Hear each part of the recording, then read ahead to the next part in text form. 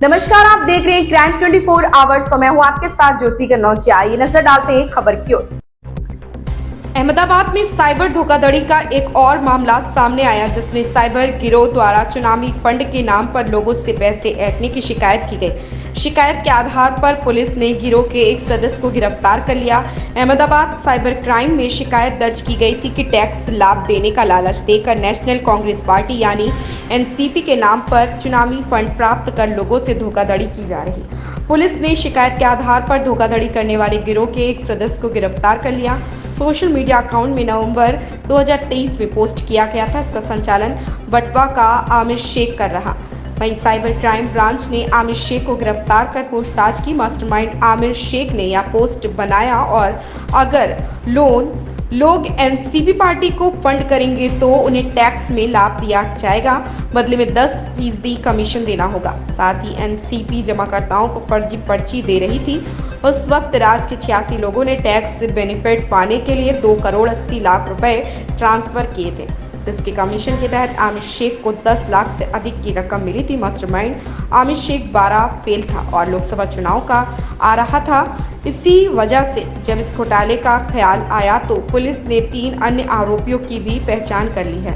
इसके साथ ही पुलिस ने इस बात की भी जांच शुरू कर दी कि इन 86 लोगों के अलावा और किन लोगों ने टैक्स बेनिफिट पाने के लिए फंड में पैसे दिए हैं। इसकी जानकारी भी इनकम टैक्स को दी गई है।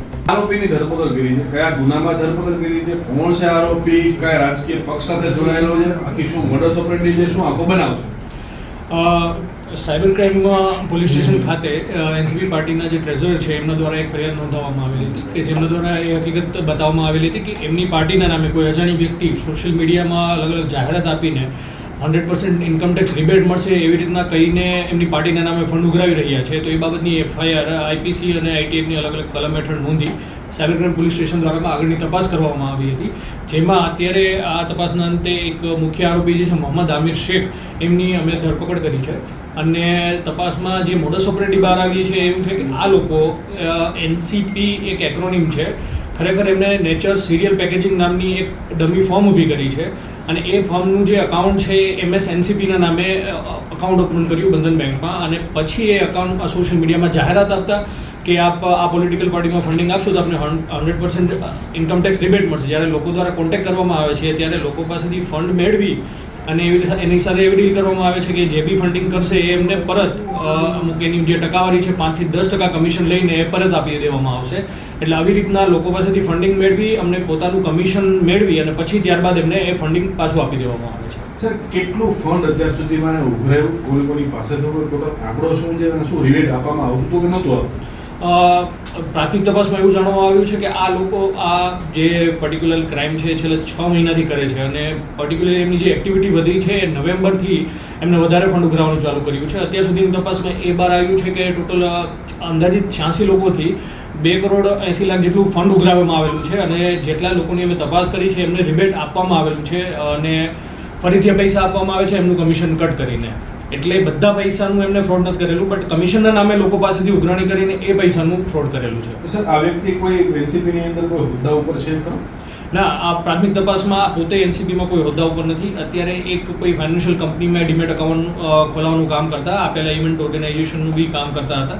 તો કોઈ પાર્ટી સાથે એમનું અત્યાર સુધીમાં કોઈ મતલબ એફિલિએશન બહાર નથી આવ્યું। તો સર, પાર્ટીમાં કઈ રીતે પૈસા નખાવતો હતો તો એમાં કોઈ એની સાથે સંડોવાયેલો જોડાયેલું કોઈ ખરું? એ જે પાર્ટીમાં નથી નખાવતા એમને શું કર્યું છે, મેં પહેલાં બી કહ્યું કે એનસીપી એટલે નેચર સિરિયલ પેકેજિંગ નામની એક કંપની ઊભી કરી, જેમનું એક્રોનિમ એનસીપી છે। એટલે જાહેરાત એ નેશનલ કોંગ્રેસ પાર્ટી તરીકે કરતા હતા અને લોકોને ભ્રમમાં નાખવા માટે જે એક્રોનિમ એનસીપીનો યુઝ કરી રહ્યા હતા અને જે લોકો પૈસા આપે છે એમને ડમી રિસિપ્ટ આ લોકો ઇસ્યુ કરતા હતા, જેથી લોકોનો વિશ્વાસ આવે કે એમને પાર્ટીમાં ફંડિંગ કર્યું છે। આની સાથે બીજું કોણ સાહેબ જોડાયેલું, કેટલા લોકો હશે અંદાજે? આ બાબતમાં જે એમની સાથે જે જોડાયેલા એમને કોઈ જ્યાંથી કોઈ ડમી રિસિપ્ટ મેળવી છે કે એ બાબતની તપાસ હજી અમે આગળ કરી રહ્યા છીએ અને એમના અકાઉન્ટની બી તપાસ અમે કરી રહ્યા છીએ। इस खबर में बस इतना ही। बने रहे क्राइम 24 आवर्स के साथ।